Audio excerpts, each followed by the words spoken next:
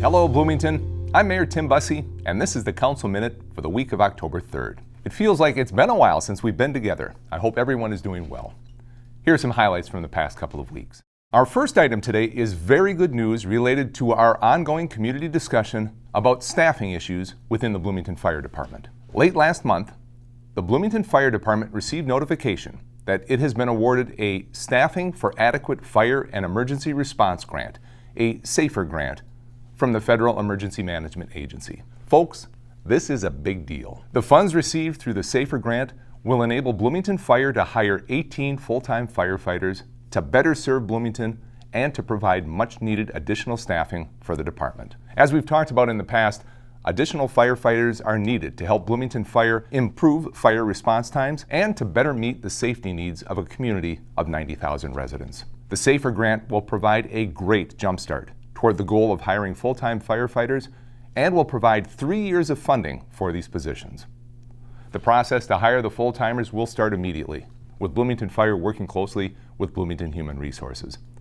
The process to fill these 18 positions should be complete in about 6 months. In 2021, the city adopted the Lyndale Avenue Retrofit Plan. The plan, which benefited from significant community outreach, establishes a vision for the future of Lyndale Avenue. Lyndale has functioned as Bloomington's main street for many decades.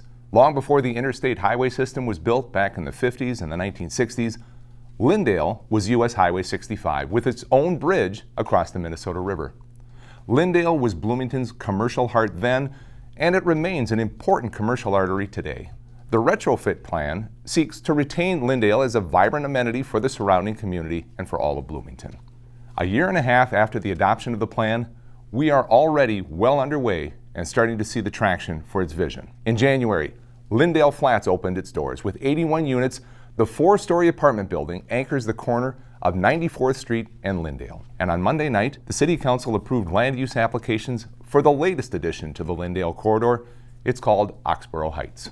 Oxboro Heights will be a 5-story, affordable, independent senior apartment building on 93rd Street, one parcel east of Lyndale Avenue. Adjacent to Popeye's restaurant, the site currently consists of 2 vacant lots and 1 single-family home. With 125 units, Oxboro Heights will bring added vibrancy to Lyndale and will help support existing and new businesses.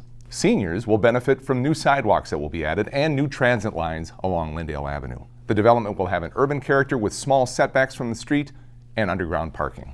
Now, we've heard from a lot of residents recently about the need for additional affordable housing options for seniors that are close to the Bloomington services and amenities that they've grown to love.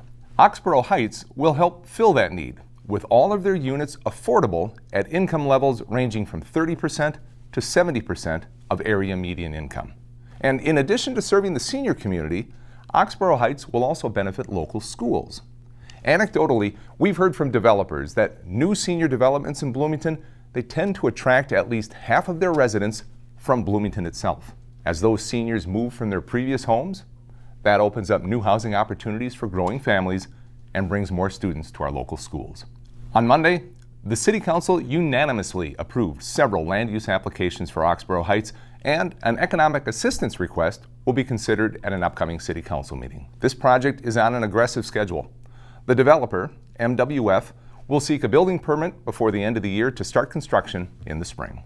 Back on September 28th, the Bloomington City Council and the Bloomington School Board got together for a joint meeting for the first time since before the pandemic. That's way too long. And it was a pleasure to welcome Board Chair Tom Bennett and the rest of the school board to City Hall. The agenda included reports on school district enrollment trends and the Bloomington housing market, a presentation on the Safe and Innovative Schools Capital Projects levy renewal, an update from City Manager Jamie Verbrugge on Expo 2027, and a very good discussion on joint efforts between the city and the school district on chemical health concerns. You've heard me say before that Bloomington has a unique advantage in that the city boundaries and the school district boundaries are basically the same. The vast majority of our neighboring cities and school districts, they can't say that. It's a unique advantage, but I think most everyone would agree that Bloomington hasn't yet found the best way to use that advantage to its fullest potential. We're going to keep working on it. And if you have any ideas, I'd love to hear them. Both bodies agreed that these meetings should become a regular occurrence. And in fact, we already started talking about agenda items for our next meeting, which we hope to get scheduled shortly after the new year. I think in order to fully meet our mission of cultivating an enduring and remarkable community where people want to be, we need to align our work to the fullest extent possible and capitalize on the potential of having two strong elected bodies working toward a common vision. With the City Council's approval on Monday night, the City has now completed its hiring of more than 400 Bloomington community members who will serve as election judges this November. Election judges play a vital role in making our democracy work. As I said, these are Bloomington community members. People you see at the farmer's market, or church, or 9 Mile Brewing. These folks are retirees, students, local business owners, or parents of your kids' friends. They do an important job.